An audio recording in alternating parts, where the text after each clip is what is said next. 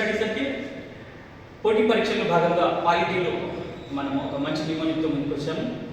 కేంద్ర జాబితాలో మనకు ఏమేమి అంశాలు ఉంటాయి అనే దాన్ని సులభంగా గుర్తుపెట్టుకోవడానికి మనం బ్యాక్ డాక్ అనేటటువంటి నిమోనిక్ ద్వారా గుర్తుపెట్టుకోవచ్చు.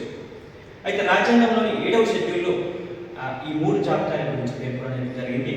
కేంద్ర జాబితా, రాష్ట్ర జాబితా, ఉమ్మడి జాబితా, union list, state list and concurrent list. మనకు యూనియన్ లిస్ట్లో భాగంగా బ్యాడ్ కాప్లో ఈ నిమోనిక్ ద్వారా బి అంటే బ్యాంకింగ్, దేశంలో ఆర్థిక వ్యవస్థ, ద్రవ్య చలామణి, ఇవన్నీ కూడా కేంద్ర ప్రభుత్వ పరిధిలో ఉంటాయన్నమాట. తర్వాత ఆటోమిక్ ఎనర్జీ, ఎందుకంటే జాతీయ భద్రతను దృష్టిలో ఉంచుకొని దీన్ని మనకి కేంద్ర జాబితాలో ఉంచడం జరిగింది అనమాట.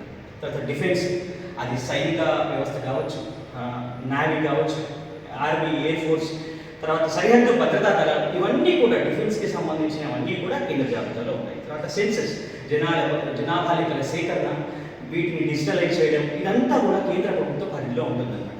అట్లాగే ఎయిర్వేస్, కేవలము ఇంటర్నేషనల్ ఎయిర్వేస్ కాదు, డొమెస్టిక్ ఎయిర్వేస్ కూడా కేంద్ర ప్రభుత్వ ఆధీనంలోనే ఉంటాయన్నమాట. తర్వాత పోస్టల్ అండ్ టెలిగ్రాఫ్స్, ఇవి కూడా మన కమ్యూనికేషన్స్కి సంబంధించి, పోస్టల్ టెలిగ్రాఫ్స్కి సంబంధించి కూడా కేంద్ర జాబితాలోనే ఉంటాయన్నమాట. ఈ జాబితాలో ఏ జాబితాలోనూ లేనటువంటి అంశాన్ని రాజ్యాంగంలో ఆర్టికల్ 248 ద్వారా అవశిష్ట అధికారంగా పేర్కొనడం జరిగింది. అవశిష్ట అధికారాలపై కూడా మనకు చట్టం చేసేటటువంటి అధికారం కేంద్ర ప్రభుత్వానికే ఉంటుందన్నమాట. కేంద్ర జాబితాలో ఉన్నటువంటి పార్లమెంట్ చట్టం చేస్తుంది. ఇప్పుడు అవశిష్ట అధికారాల ఉదాహరణ ఏంటంటే సైబర్ చట్టాలు. సైబర్ చట్టాలు అంటే నిజానికి రాజ్యాంగం రాసినప్పుడు ఇదొక విషయం ఉంటుంది అని కూడా ఎవరు ఊహించలేదు. ఇప్పుడు కొత్తగా టెక్నాలజీ పెరిగింది, కొత్త చట్టాలు మనం చేయాల్సినటువంటి అవసరం ఉంది, సైబర్ నేరాలు కూడా పెరిగిపోతున్నాయి. ఈ విధంగా ఏ జాబితాలోనూ పేర్కొన్నటువంటి అంశాన్ని కేంద్ర జాబితాలో ఇక్కడ చేయాల్సిన అవసరం ఉంటుంది అనేది ఆర్టికల్ 248 ద్వారా అవశిష్ట అధికారాల ద్వారా మనకు రాజ్యాంగంలో పేర్కొనడం జరిగిందనమాట.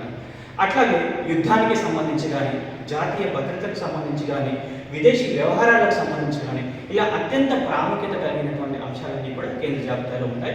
సో ఎలాంటి కన్ఫ్యూజన్కి గురి కాకుండా ఈ బ్యాడ్ కాప్ అనేటటువంటి ఈ నిమోనిక్ ద్వారా మన కేంద్ర జాబితాలో ఉన్నటువంటి అంశాలను సులభంగా గుర్తుపెట్టుకోవచ్చు. మనకు రాజ్యాంగం రచించినప్పుడు అప్పుడు 97 అంశాలు మాత్రమే ఈ కేంద్ర జాబితాలో ఉన్నాయి. ఇప్పుడు 100కు పైగా అంశాలు కేంద్ర జాబితాలో ఉన్నాయి. ఈ విధంగా దీన్ని సులభంగా గుర్తుపెట్టుకోవచ్చు. Wish you all the very best.